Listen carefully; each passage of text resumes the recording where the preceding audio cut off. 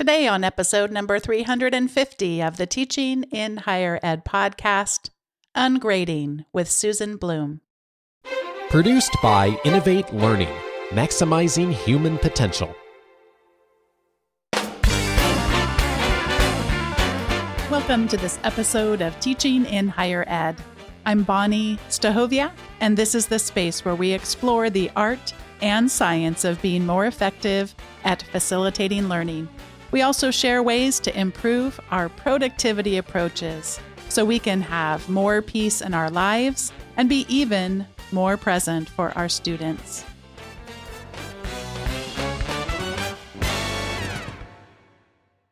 Joining me for today's episode is Susan D. Blum. She's a professor of anthropology at the University of Notre Dame, currently fixated on education and pedagogical praxis. She's the author of I Love Learning, I Hate School, and Anthropology of College, and the editor of the recent volume, Ungrading, Why Rating Students Undermines Learning and What to Do Instead. Susan, welcome to Teaching in Higher Ed. Thanks. It's so great to be here on this illustrious program. Oh, I'm so glad to just get this chance to talk with you.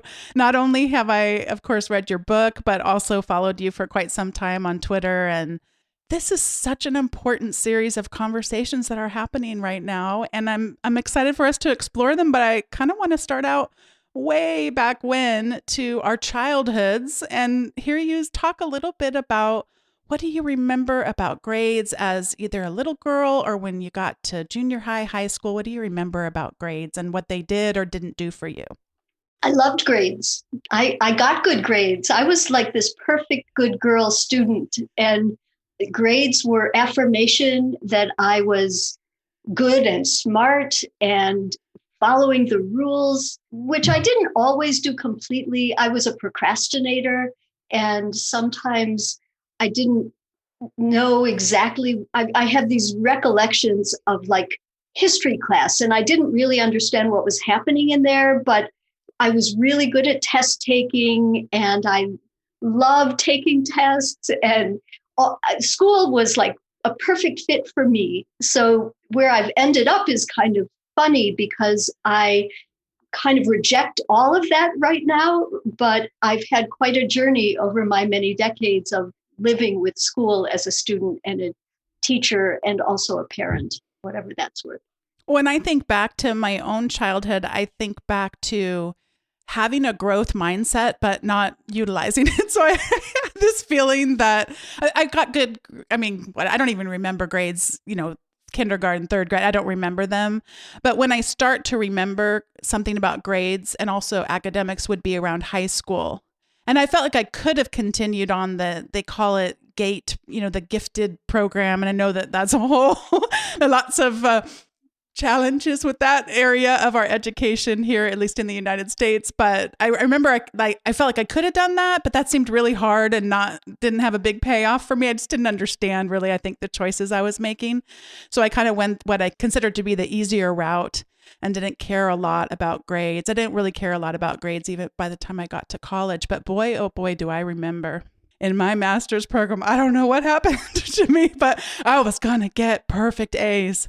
And I'm here to tell you today that I got perfect A's except for one A-, and I'm still mad about it. So it's interesting how it kind of evolves like that. And I don't think I really thought as critically, I shouldn't say I don't think, I am sure. I did not think as critically about grades as I should have once I was in a position to quote unquote give them to people, which the way I'm phrasing that, of course, has its challenges too. But what do you remember about, because at some point you have to have realized, wait, everyone doesn't have the same relationship I do with grades. Everyone's not the perfect test taker. And it's not always because they don't want to be. It's not I think a lot of times we ascribe merit to these things, that you got that bad grade because you're a bad person or you're bad at whatever, like it's a choice thing. Where do you remember in your career starting to go, wait, there's a big difference here? Well, I certainly knew people who I knew were very capable and thoughtful and interesting and creative people who didn't get good grades or perfect grades in school, but I always thought there was some, and I'm sort of humiliated to be saying this, but I'm saying it out loud because I think it's important for your listeners to understand that there's a journey, and that if they have not questioned grades at all, they're in really good company. And I didn't question the sort of objectivity and value of grades until well into my teaching career, which is shocking to me right now. It's like I've had this complete epiphany and revelation and transformation. And now I know that I used to think that, but I think so completely differently that it's hard to feel like the same person feeling those things. But I mean, my real transformation in terms of how I think about grades came when I was doing my book on plagiarism. So I wrote a book called My Word, Plagiarism and College Culture. And I really began by thinking that grade inflation was a problem and that students cheating was a problem. And I ended up thinking that grades were the problem and not the students and not their production and not their work ethic, but the whole way we framed everything. Because by that point, I was reading about learning in a really serious way. And I discovered Alfie Kohn, who literally changed my life. And when I started to read about motivation and I started to see how the rewards themselves were, as he says, punishment, I completely flipped the way I thought about all of it. And, now here I am like 15 years later, and I have a completely different attitude toward all of it. And grades are in some way the kind of linchpin in the whole transformation I personally have had in how I think about learning, school, what we're doing here in higher ed, my role as a teacher, what the students are supposed to be doing. All of it is connected, but you have to really question grades or you're not going to get to what I see as the right outcome. Alfie's name comes up quite a bit in the literature and, of course, in other people's discourse around this. I just hear his name in many, many aspects. Tell us more about what he means when he says rewards are the punishments. Tell us more about that. Well, if you think that you have to give people extrinsic rewards for behavior that would otherwise be meaningful, then you are basically telling people that they shouldn't trust themselves. They should always be waiting for external validation, external control. The end of his book has a whole detailed analysis of behaviorism and why that is not the right model we should have for the relationship between students and teachers. And so even if you are getting good grades, you're always kind of threatened by the next bad grade, and you're always missing an opportunity to just focus on what you're learning for its own sake.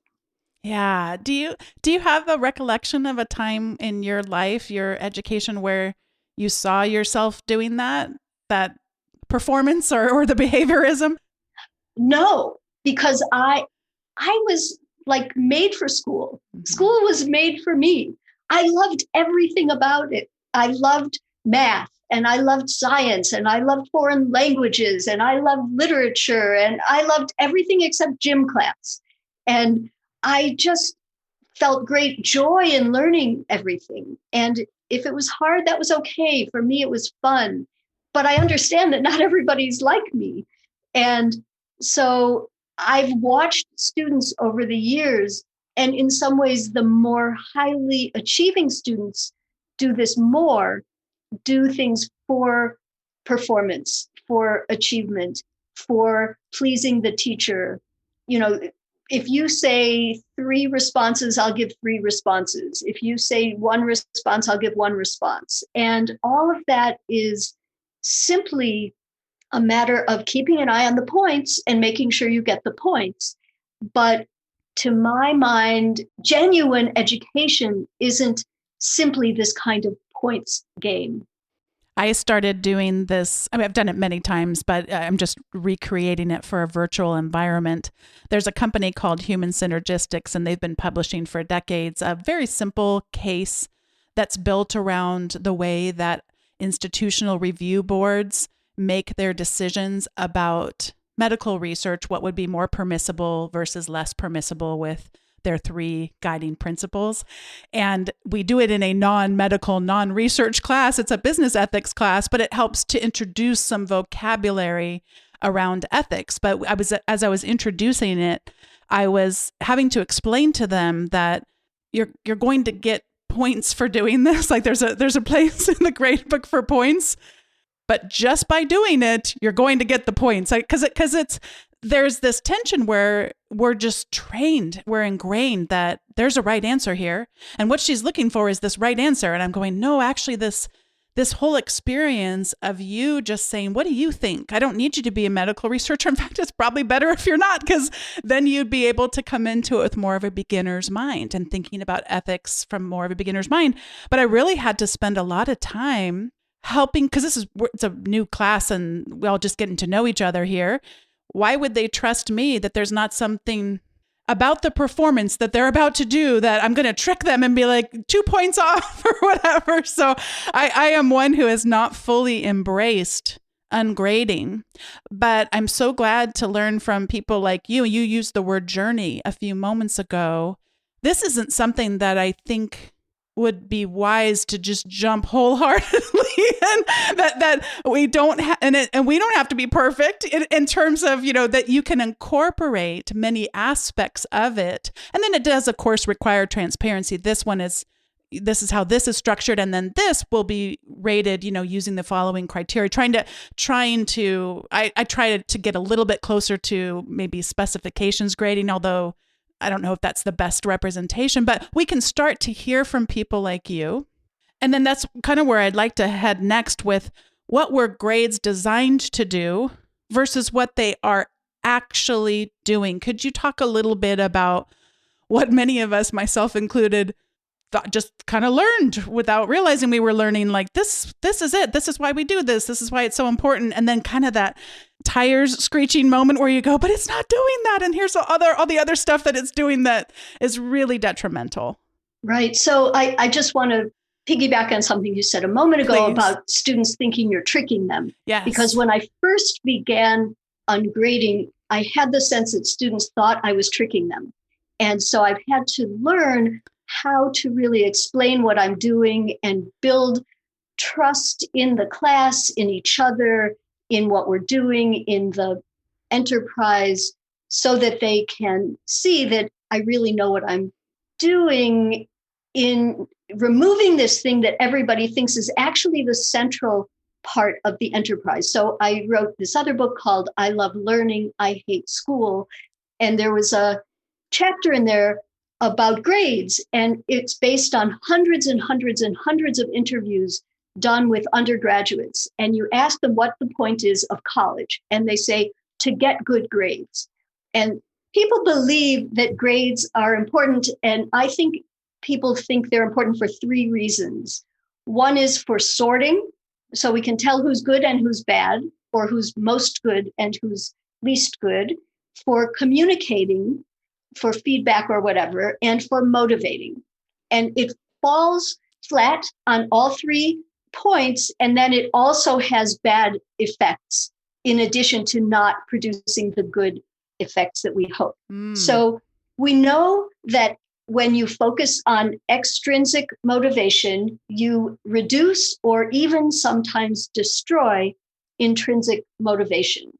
So if you have to bribe somebody to do something, then it must be because they don't want to do it for itself. So if you tell somebody, eat this peach, it's really delicious, eating the peach is its own reward. If you say to somebody, eat this peach and you get 5 points, they'll think, I guess there's something wrong with the peach, so that they have to give me the points. So there's research for decades and decades, 100 years, showing that extrinsic motives don't really work. And they're not necessary if you have meaningful activities. So if the learning is interesting, people will do it. So some of my happiest teaching moments are when a student says, wow, this was so interesting. I forgot it was for school. And I think, okay, that's all I need. I can die happy. We think that grades are necessary for communicating or feedback. But for 100 years, people have shown that grades are completely inconsistent. Different faculty, teachers, K through 12, in higher ed, include different dimensions in their grading schemes. So some include participation, some don't. Some include attendance, some don't. Some include all the quizzes, some let you drop some. Some include improvement, some don't. Some include engagement, some fuzzy sense of that. And so faculty are completely inconsistent. We also know that when students get a grade on an assignment, they only pay attention to the grade. Even if there's feedback, written feedback, they tend to disregard that feedback because they see it and faculty see it as only there to justify the grade. So we're not actually producing much feedback anyway. We believe that grades are necessary for sorting in a kind of myth of meritocracy. And we know from all kinds of research in terms of equity, in terms of how advantaged people are going into things, that grades basically track with advantage at every level of school, everywhere.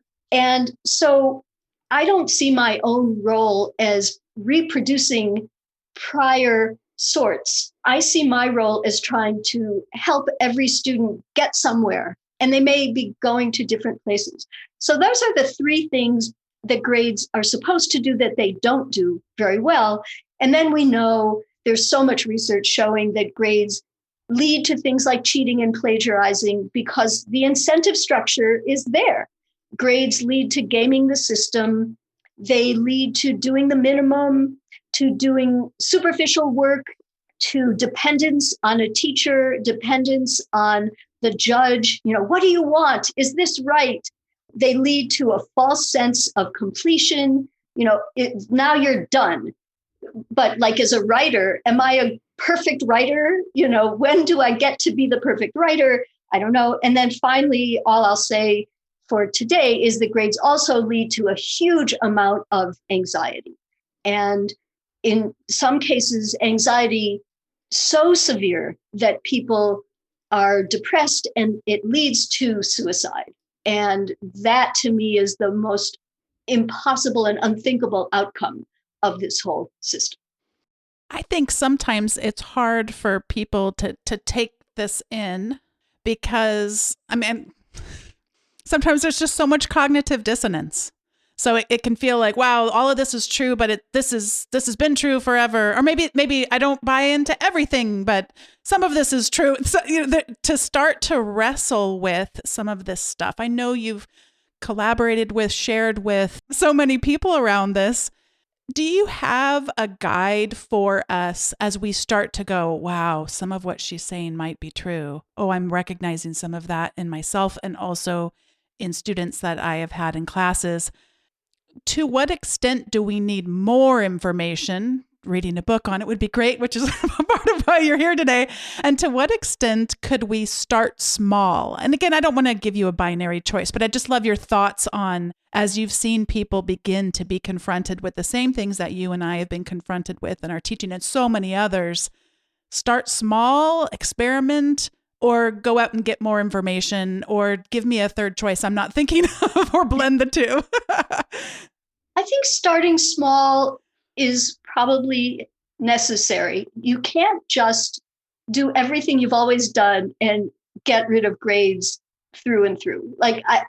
You have to really think about your goals, and not only your goals, but the students' goals, and think about your students as actual people and people who are learning things for purposes.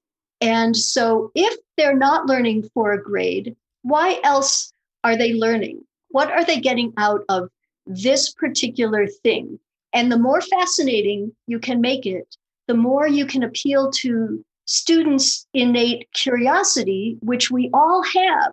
It is part of our nature. It's part of our being as mammals, not just humans. And so all humans, all animals are curious, and we all love our subjects, and we are deeply passionate and curious about them. So why can't we join our students on these kinds of adventures to discover, wow, anthropology, it's everywhere.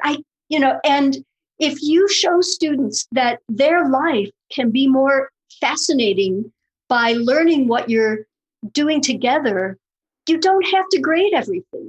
You can also have authentic outcomes so that the students do something with what they're learning. They tell their classmate whom they like, or they tell their partner, or they tell their roommate, or they apply it to something. And so those are genuine outcomes.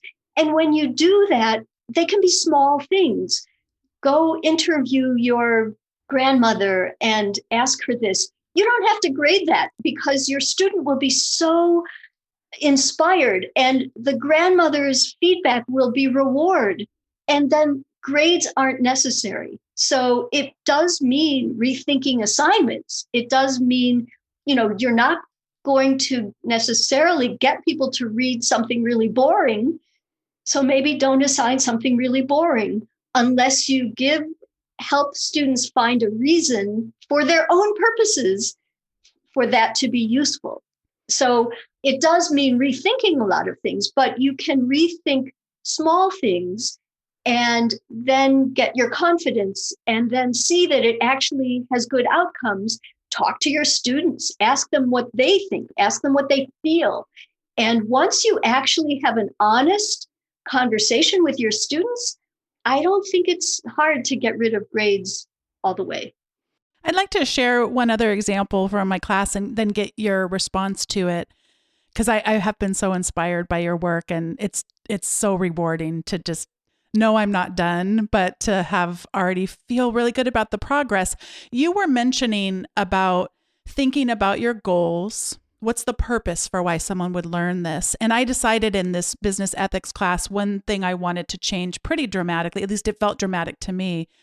So picture this, 2020 spring, I was teaching a business ethics class, and I always would do this business ethics in the news, and I'd give a sticky note to everybody as they came in. They would write down what's a story they saw in the news that came up since we last met.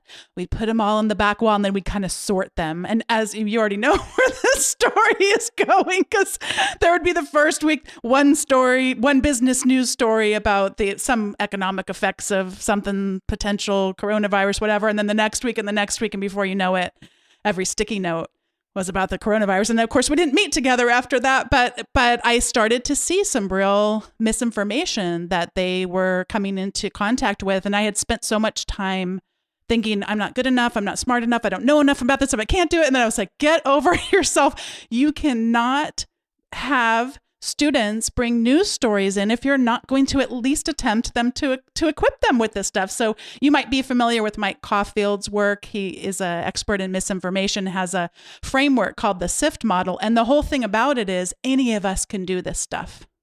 But I did have that feeling like, wow, this is something I'm feeling increasingly passionate about, but how do I get them to be interested in it? And so I had a couple of exercises that were just, you did it or you didn't do it. That was all I was looking for. About, I had them answer some questions like, where do you get your news from?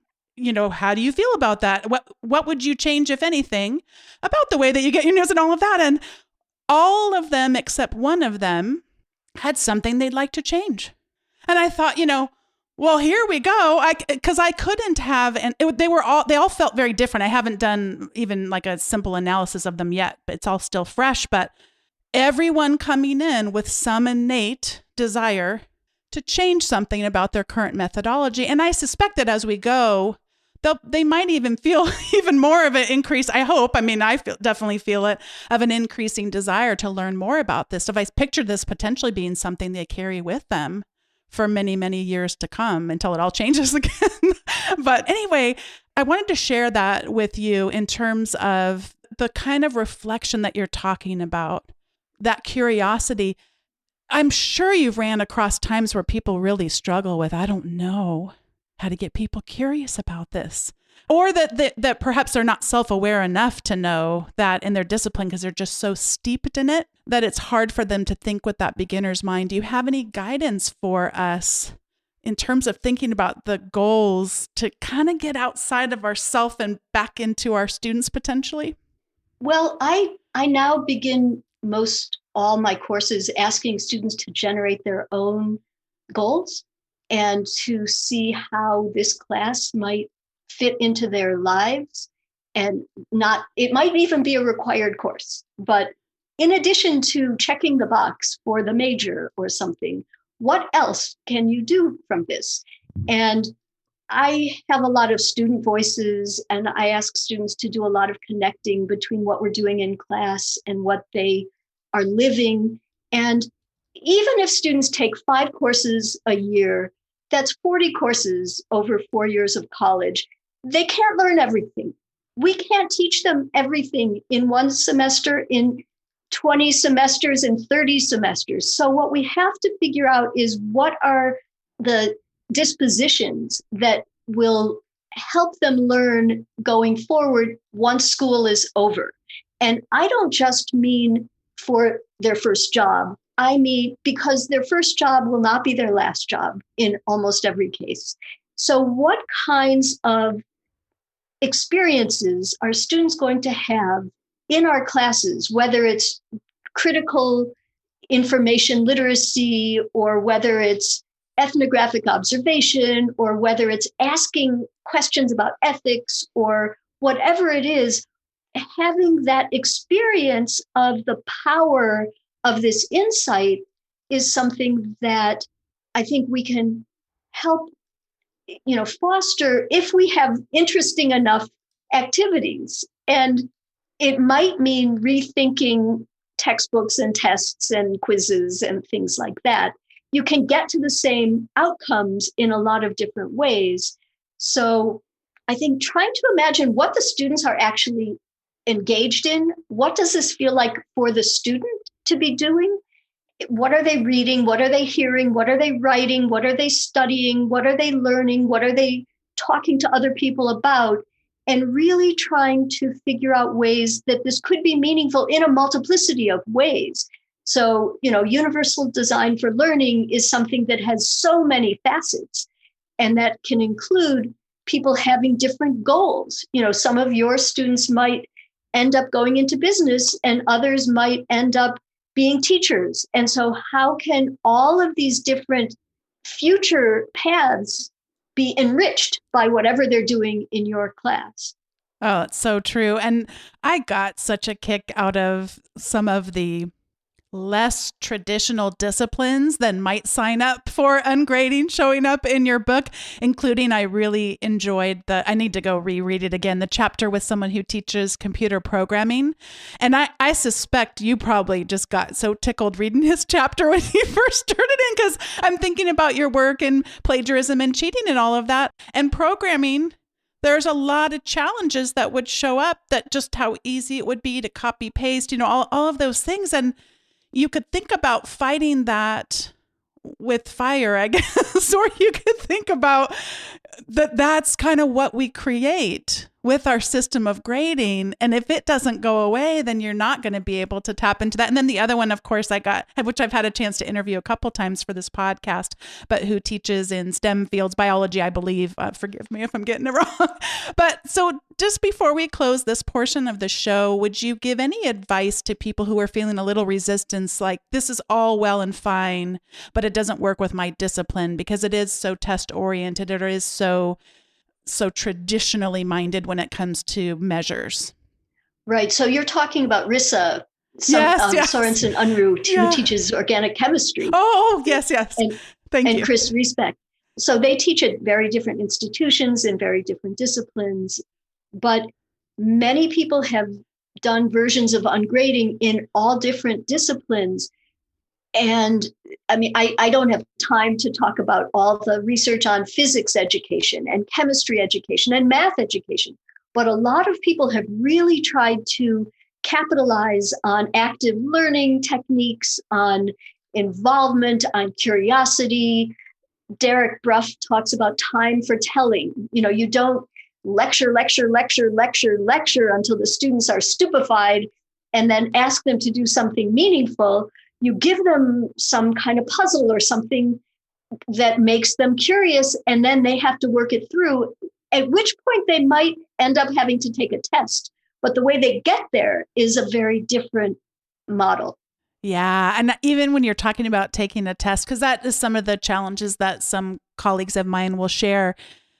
We can give lots and lots of low stakes, no stakes practice tests because we've agreed that wouldn't it be great if you could get into medical school, or wouldn't it be great if you could achieve. So there are still going to be boxes that our students need to check in order to attain some goal. Is it a master's program? What have you? It's not like that's going to go away.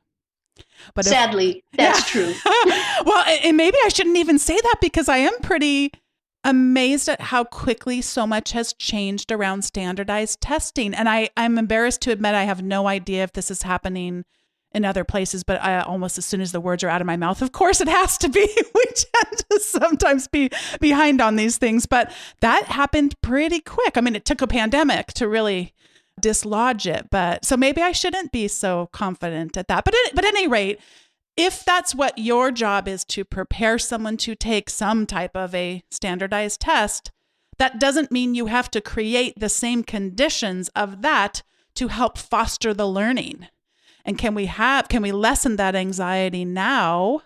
Well, and we know that when students learn for a test, they often forget it really fast. So if we can deepen their learning, then they're much more likely to have good outcomes on tests. And I don't want to take too long because I know we have some time limit, but like in Finland, they don't take a lot of tests in school at all. They don't have homework, they don't have tests, they play outside, they don't teach reading until they're older, and they do really, really well on international tests. And there are lots of reasons. Finland is small, it's wealthy, it's homogeneous. There are lots of other factors, but just because someday there's going to be some big standardized test doesn't mean all of life up till that moment has to be fixated on these kind of inhumane and ineffective learning experiences. Yes. And what I know you're not saying, but just because I have another episode that'll sort of be right around the time that this one airs, where neither of us is saying that memorization isn't important. In fact, it can really deepen learning. I mean, that in many of our disciplines, it's a critical thing. But does the memorization have to come does it have to be coupled with these high anxiety, high stakes things? I think in terms of plagiarism and cheating and all of that, I had the opportunity to speak with James Lang, who's also written a book about cheating, and that's one of the things I take away from that conversation, which was 5 or 6 years ago, as wild as that is. And it was, I think I was under the impression of like, well, we throw that out too. And no, we don't throw that out. that stays in here as a very important aspect of learning. It's just how we're trying to get people to memorize things. That's the problem. Yeah, we could keep going about that. Yeah. No, please, just respond, because I'd love to hear it, and then we can get ourselves over to the recommendations. Well, I think the main thing I would like to encourage everybody to remember is that the goal is learning, and learning can be for the purpose of use or interest. Those are really good motivating reasons. So if you have to memorize the abbreviations for the elements or something like that, when students really understand that it's so that you can do these other things, and we can make it fun, and it might be hard, but we can do it, then it's much more likely that it will stick. And, we know a lot about how people learn, about retrieval effects and memorization and practice and all of that.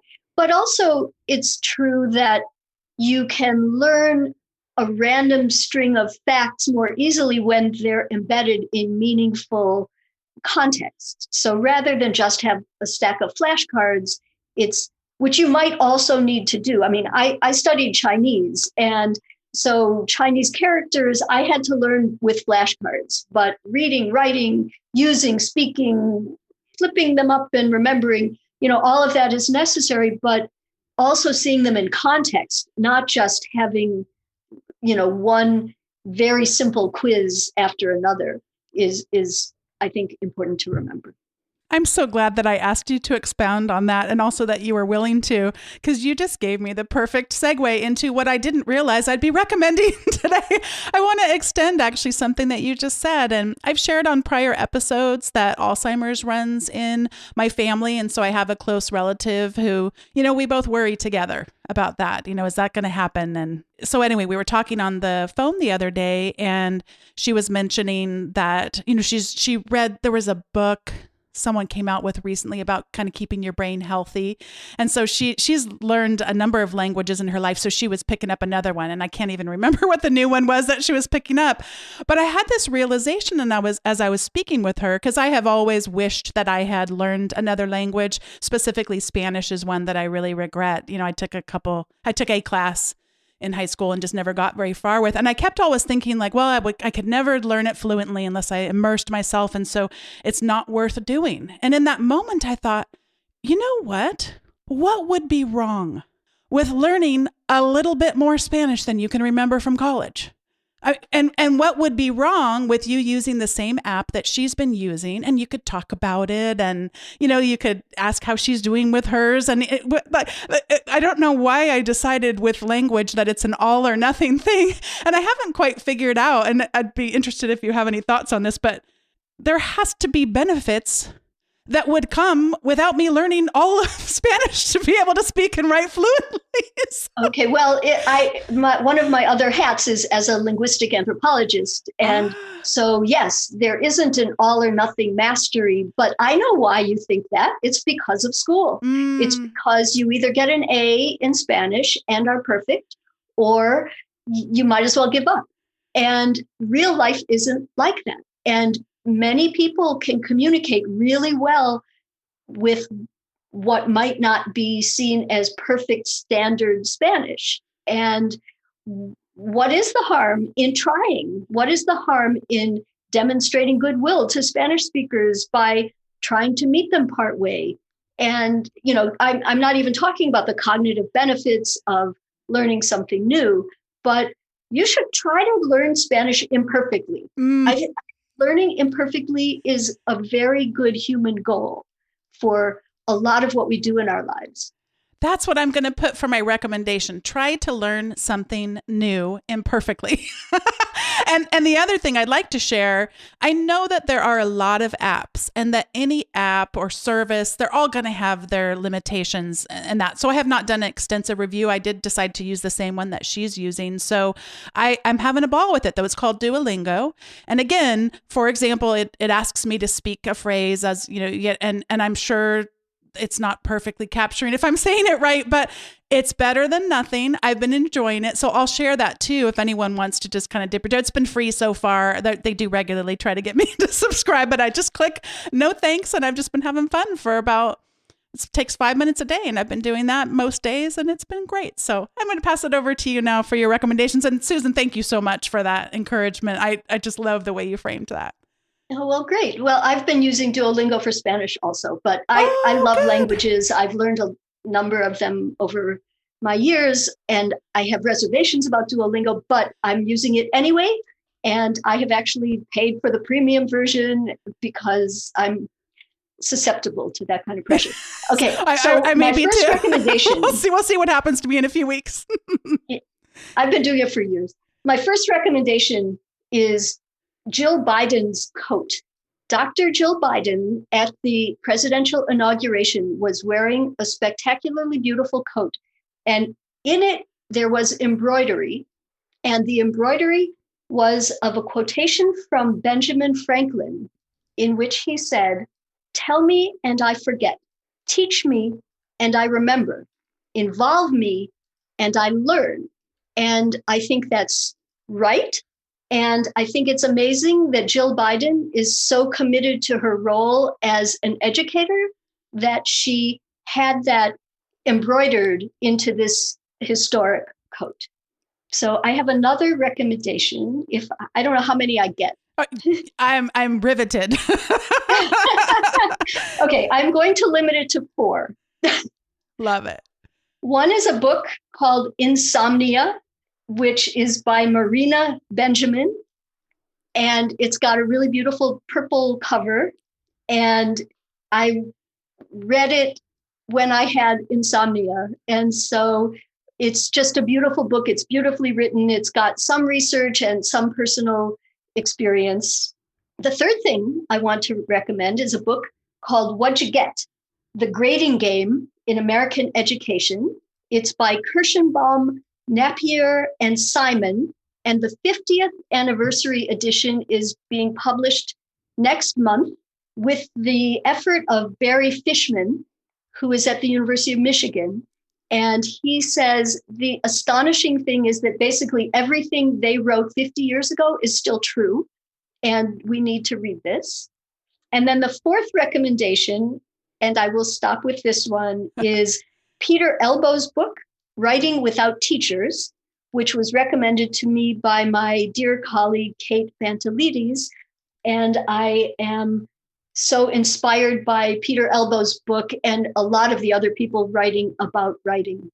Oh, I've heard great things about Peter Elbows over the years. That sounds like so good. All of these are just so great. How did you know about the embroidery? I don't have any idea. It was somewhere. I'm going to have to go back and check out what she was wearing and see if I can find that quote in there. That's great. This is so fun. It's been such a joy to get to talk to you. And I know we worked on scheduling this together for a while, and I've been just looking forward to the moment. And it was nice to be able to have more of a relaxed read with the book and just soak it in. I read it a little slower than I do some of them. And what a treasure you've given us. Well, thank you for inviting me. And obviously we could keep going for a really long time, but it's really very thought-provoking to talk with you. And I look forward to listening to the next episodes on your podcast. Oh, great. And thank you so much. Thanks. Thanks once again to Susan Blum for being a guest on today's episode of Teaching in Higher Ed. And thanks to all of you for listening. I recently updated the way that I do my now weekly updates.